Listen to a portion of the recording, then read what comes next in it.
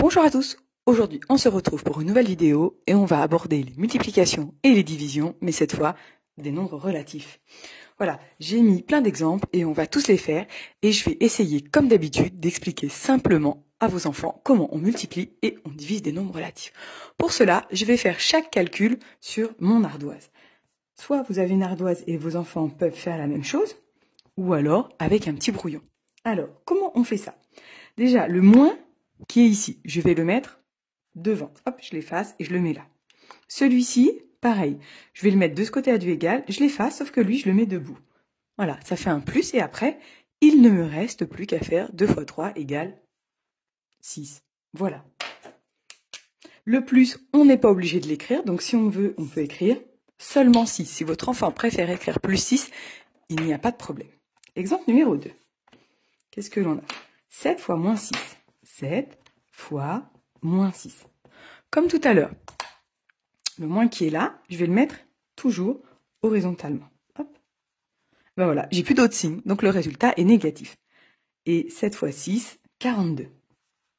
Donc le résultat numéro 2 est moins 42. Prenons le troisième exemple. Moins 5 fois plus 8. Donc moins 5 fois plus 8. Clairement, le plus, il sert à rien. Je vais déjà le gommer. 8 et plus 8, c'est le même nom. Le moins qui est là, hop, il arrive ici, horizontalement. Ben voilà, le résultat est donc négatif. Et 5 fois 8, c'est 40. Moins 40. Résultat numéro 3 trouvé. Passons aux divisions. 6 divisé par moins 2. Eh bien, c'est la même règle. 6 divisé par moins 2. Le moins qui est ici, je le mets de l'autre côté, j'efface celui-ci, et il ne me reste plus qu'à faire 6 divisé par 2, 3. Le résultat est donc moins 3. Moins 27 divisé par 9. Alors, moins 27 divisé par 9. Même règle, hein, même technique. Le moins qui est là, je l'efface et je le mets à la fin. Et 27 divisé par 9, 3. Parce que 3 fois 9, 27. Allez, l'avant-dernier exemple. Moins 30 divisé par moins 10.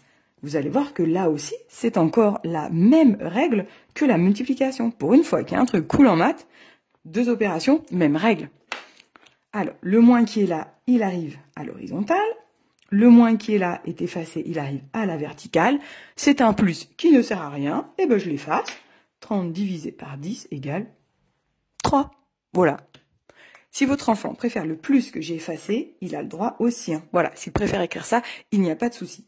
On peut écrire les deux. 3 et plus 3, c'est le même nombre. Passons au dernier exemple, qui est un petit peu plus compliqué, parce qu'on a la notation en fraction.